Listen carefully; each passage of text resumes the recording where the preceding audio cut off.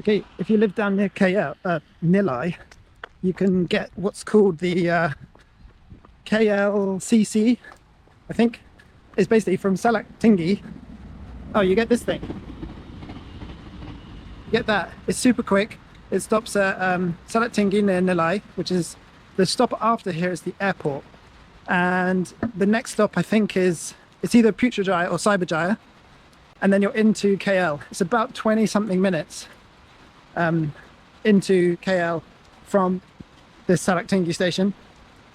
You see a lot of people on it who are going to the airport from KL Center.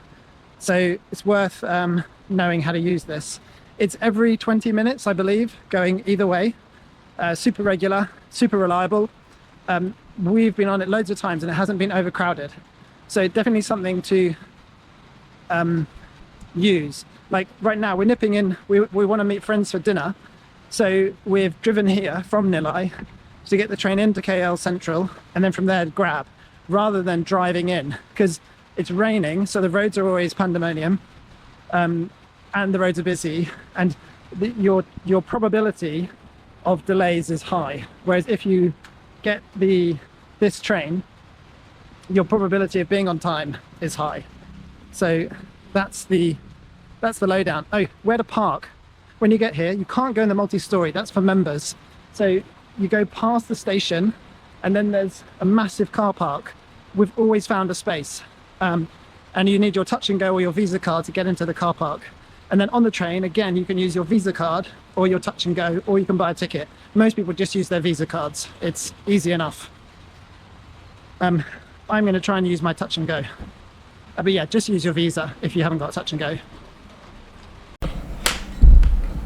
All right, so once you're in the station, it's just simple barriers. You either use your touch and go or your Visa. There is a ticket machine on your left. We've only used that when we've been multiple people, like 5 tickets for when we've got kids. But we couldn't really get the hang of the QR codes on the tickets. So I would definitely recommend, if you can, just using your Visa or touch and go card.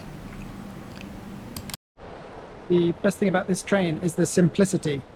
It's basically KL Sentral, Bandar, Tasik, Selatan, Putrajaya and Cyberjaya, Salak Tinggi, and then KL Terminal 1 or Terminal 2. That's it. And it's all got this purple signposting, so it's really easy. And it's the KLIA Transit. It's basically, if you're English, the Gatwick Express or the Heathrow Express. That's effectively what this KLIA Transit train is, just in case you're wondering. Another thing to bear in mind, you'll find arrows on the ground. People do actually obey the arrows. You'll see them in busier times. They'll leave the gap where it's designated, and then you'll see them queue to the side of it. So be nice, join the queue, follow the arrows. There's quite a cool design feature. There's these metal gutters going into a huge bowl, and the same on that side. It's just quite a cool design. All right, so I think we waited 13 minutes because they're so regular. It's really quite easy. And here it comes. It's not a massive long train. It's like maybe 5 carriages long, but they're so frequent that really it was just a pleasure. Every time we've used it, it's been a pleasure. And this is us just arriving into KL Sentral. Yeah, I mean, I think it was 20 something minutes in, so yeah, that would make sense. There's 39 all the way to KLIA from KL Sentral. So if you take a right, there's the taxis. You go upstairs, there's a counter for taxis, and right outside is the taxi rank. You probably pay a little more than a grab, but it's real easy. That's where you go for that side. This side is the Central Mall. So the opposite side to the mall is the taxi rank. And my missus just telling me grabs are easy, but if you don't have the app, you can just go to the rank and you pay cash at the rank, and then you take your slip outside and the taxi will take you. No bargaining, no hassles, none of that. And then the other side is this NU Central Mall that we're in now. Food, shops, everything you can think of. And if you're British, there's an M&S right as you exit. We're in the food hall. So this is quite common. You get all these counters and you pick your dish and then you can either sit here or take away.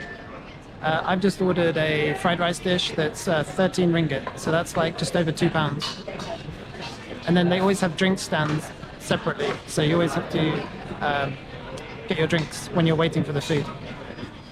This setup is quite common. All right, so we finished dinner with our friends and then we wanted to jump back on the KLIA Transit. You can see here, big purple sign in that KL Sentral. It's really easy. Flash your touch and go or your visa straight down the escalators and you are waiting for a train.